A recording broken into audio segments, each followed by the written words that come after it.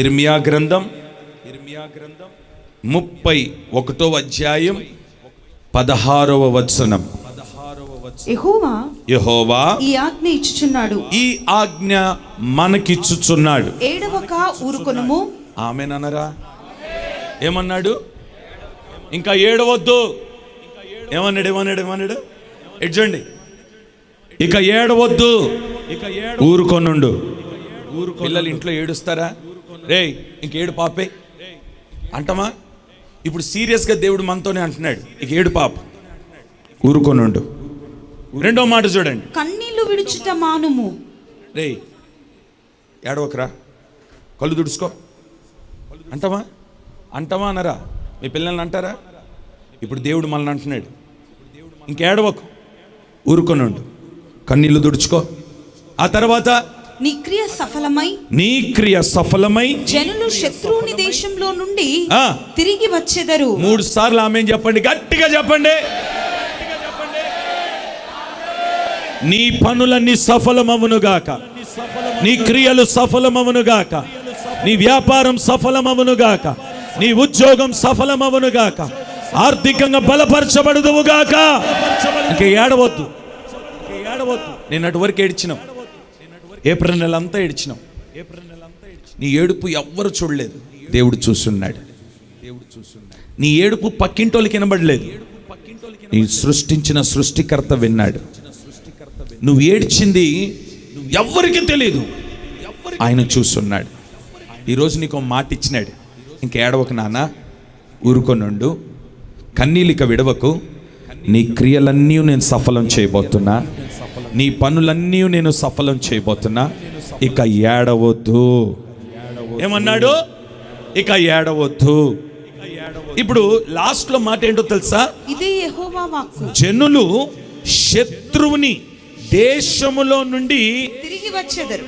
అంటే నిన్నటి వరకు ఎవరి దేశంలో ఉన్నారు? మీరు శత్రువులు ఉన్న చోట ఉన్నారు, శత్రువులు ఉన్న ప్రాంతంలో ఉన్నారు. నిన్ను గాయపరిచే వారి దగ్గర ఉన్నావు, నిన్ను కన్నీళ్లు పాలు చేసిన వారి దగ్గర ఉన్నావు, నిన్ను ఏడిపించిన వారి దగ్గర ఉన్నావు, నిన్ను నవ్వు లేకుండా నిన్ను అనగత్రొక్కే వారి దగ్గర ఉన్నావు, నీ వ్యాపారాన్ని దెబ్బ కొట్టిన వారి దగ్గర ఉన్నావు, నీ ఉద్యోగాన్ని పాడు చేసిన వారి దగ్గర ఉన్నావు. కన్నీళ్ళు అనేదే లేకుండా, సంతోషం అనేదే లేకుండా, అన్నపానమే కరువు అయిపోయినట్టుగా శత్రువుల చేతిలో నిన్నటి వరకు ఉన్నావు. నేను ఈ రోజు నేను ఆ దేశంలో నుండి తిరిగి రప్పించబోతున్నాను, విడిపించబోతున్నాను, సంతోషం కలిగే దేశంలోకి నడిపించబోతున్నాను. పాలు తేనెలు ప్రవహించు దేశంలోనికి నిన్ను నేను తోడుకొని రాబోతున్నాను. అక్కడ కరువు ఉండదు, అక్కడ ఏడుపు ఉండదు, అక్కడ కన్నీరు ఉండదు, అక్కడ సమస్యలు ఉండవు.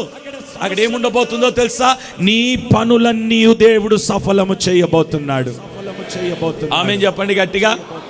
దేని కొరకు 2 అడుగులు ముందుకేస్తున్నావో ఈ మే నెలలో 4 అడుగులు ముందుకు వేయించబోతున్నాడు నీతో. ఆమేన్. కొన్ని పరిస్థితులను బట్టి 2 అడుగులు వెనక్కేసినావు, అమ్మో ఏం జరుగుద్దో అని. కాదు, ఈ నెల 4 అడుగులు ముందుకేస్తావు నువ్వు. నీ క్రియలన్నీ, నీ పనులన్నీ దేవుడు సఫలం చేయబోతున్నాడు. కంగారు పడ్డాడు ఎలియాజర్, నేనా అక్కడికా? అబ్రహాం అంటాడు, ఎవరి సన్నిధిలో నేను ఈరోజు నిలబడ్డానో ఆ దేవుడు నీ పనులన్నీ సఫలం చేయబోతున్నాడు.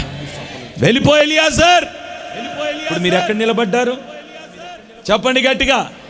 అదే దేవుడు, నేను ఆరాధిస్తున్న దేవుడు, నేను ప్రకటిస్తున్న దేవుడు, మనం నమస్కరించిన దేవుడు నీ పనులన్నీ సఫలం చేయుటకు ఇప్పుడే ఈ క్షణమే నీతో కూడా బయలుదేరి వచ్చునుగాక.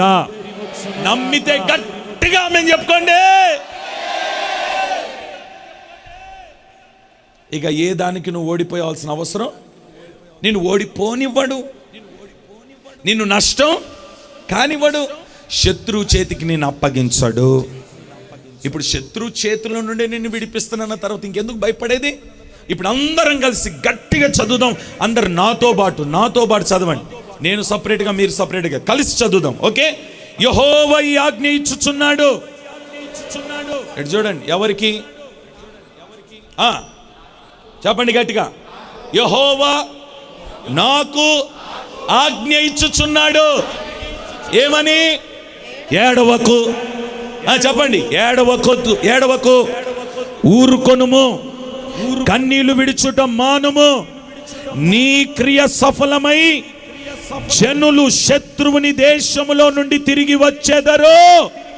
శత్రువుల దేశములో నుండి, పట్టబడిన చేతుల్లో నుండి, కట్టబడిన కట్ల నుండి, మాట్లాడండి, బంధకాల నుండి, ఐగుప్తు నుండి, ఫిలిష్తుని చేతుల నుండి, అమాలేకుని చేతుల నుండి విడిపించబోతున్నాడు. ఎంత మంచి అద్భుతమైన మాట అండి.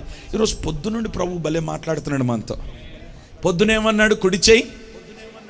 సాయంకాలం ఏమన్నాడు? చీకట్లో నుండి నిన్ను వెలుగులోనికి నడిపిస్తాను అన్నాడు. అంత మాత్రంగా కవచం ఇస్తాను అన్నాడు, హెల్మెట్ ఇస్తాను అన్నాడు. ఇంకేం కావాలా? ఇప్పుడేమంటున్నాడో తెలుసా? శత్రువు దేశంలో నుండి నేను నిన్ను తోడుకొని వచ్చి నీ పనులన్నీ నేను సఫలం చేస్తాను. ఇక ఏడవద్దు, ఇక కన్నీరు విడవద్దు. ఆమెను చెప్పుకుందామా గట్టిగా? మీ పక్కనున్న వాళ్ళకి సెకండ్ ఇవ్వండి. సెకండ్ ఇచ్చి చెప్పండి, వదిలేదు, చేయబట్టుకో. వాళ్ళకి చెప్పండి ఆ మాట. నేను చెప్పేది మీరు వాళ్ళతో చెప్పండి. Okay, right. యెహోవా ఈ ఆజ్ఞ నీకు ఇచ్చుచున్నాడు. మీ ఎదురున్న వాళ్ళతో చెప్పండి అమ్మా. నన్ను ఎందుకు చూస్తారు? సైడ్ కన్నుతో మళ్ళీ నన్ను చూడబాకండి, వాళ్ళనే చూడండి. యెహోవా ఈ ఆజ్ఞ నీకు ఇచ్చుచున్నాడు.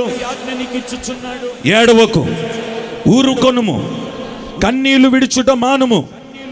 నీ క్రియ సఫలమగును, నీ పనులు సఫలమగును. జనులు అనగా నిన్ను శత్రువుని దేశములో నుండి తిరిగి రప్పించును. శత్రువుల చేతిలో నుండి నిన్ను విడిపించబోతున్నాడు. చెప్పండి అన్నమాట. బంధకాల నుండి విడిపించబోతున్నాడు, గొలుసుల నుండి విడిపించబోతున్నాడు, సాతాను చేతుల నుండి విడిపించబోతున్నాడు.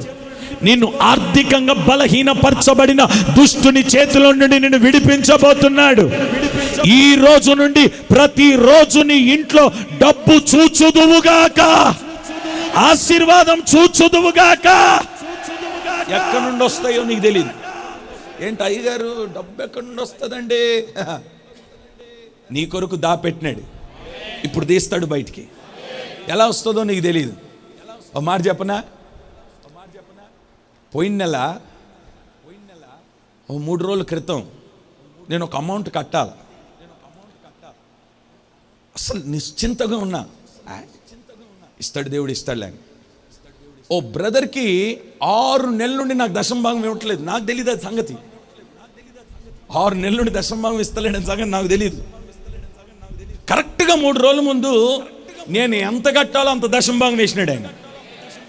నేనుండి పాపం మిస్ అయిపోయి, ఒకటి కొట్టపలిసిపోయింది, 2 కొట్టినాడేమో అని చెప్పి ఫోన్ చేసి, అన్న మిస్టేక్గా ఏమైనా పంపించినావు, రిటర్న్ పంపిద్దామని అంటాడు, లేదన్నా 6 నెలల నుండి ఇవ్వడం మానేసినాను. అంటే కొన్ని పరిస్థితులను బట్టి దేవుడు సాయం చేసినాడు, 6 నెలలు ఒకటేసారి ఇచ్చినాను అన్నాడు. ఆహా, నేను కట్టవలసిన సొమ్మును ముందుగానే దాపెట్టి నా అవసరానికి తగినట్టుగా తీసుకొచ్చి నాకు ఇచ్చినాడే. ఈ నెలలో అదే కార్యం నీ జీవితంలో చేయబోతున్నాడు, నీ కుటుంబంలో చేయబోతున్నాడు. నీ కొరకు ఒక ధననిధి దాచిపెట్టినాడు. నీకు ఇవ్వవలసిన వారందరూ నీకు ఇచ్చేస్తారు. నీ డబ్బు ఎవరెవరి దగ్గర ఉందో వారందరూ పిలిచి నీకు ఇవ్వబోతున్నారు, ఫోన్ చేసి నీకు ఇవ్వబోతున్నారు. నీ సొమ్ము నీకే సొంతమవునుగాక, నీ ఆస్తి నీకే సొంతమవునుగాక, నీ పొలం నీకే సొంతమవునుగాక, నీ కష్టార్జితం నీకే సొంతమవునుగాక. ఎక్కడైతే దాపెట్టినాడో ఆ డబ్బు ఈ నెలలో నీ కొరకు విడుదలవునుగాక.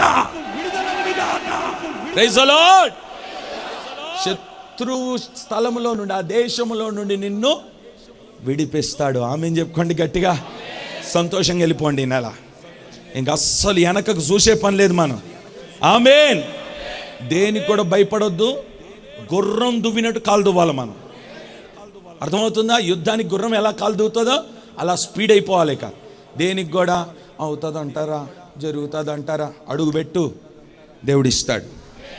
ఇన్ని లక్షలు అవుతున్నాయి, అన్ని కోట్లు అవుతున్నాయి, ఈ ముచ్చట పక్కన పెట్టు. లక్షలు నువ్వు తెచ్చింది కాదు, కోట్లు నువ్వు తెచ్చింది కాదు. దేవుడు ఇస్తున్నప్పుడు పెట్టడానికి నీకేమైంది? పెట్టు ధారాళంగా. దేవుడే సహాయం చేయబోతున్నాడు, దేవుడే గుప్పుళ్ళు విప్పబోతున్నాడు, ద్వారాలు తెరవబోతున్నాడు, ఆకాశం నీ కొరకు తెరవబోతుంది, కుడి చేయి పట్టుకోబోతున్నాడు, కవచాన్ని ధరింప చేయబోతున్నాడు. ఆయన ఒక హెల్మెట్ నీకు ఇవ్వబోతున్నాడు. జయము చూచుదువుగాక. ఇక చీకటి నువ్వు చూడవు, వెలుగులోనికి నువ్వు ప్రవేశించుదువు గాక.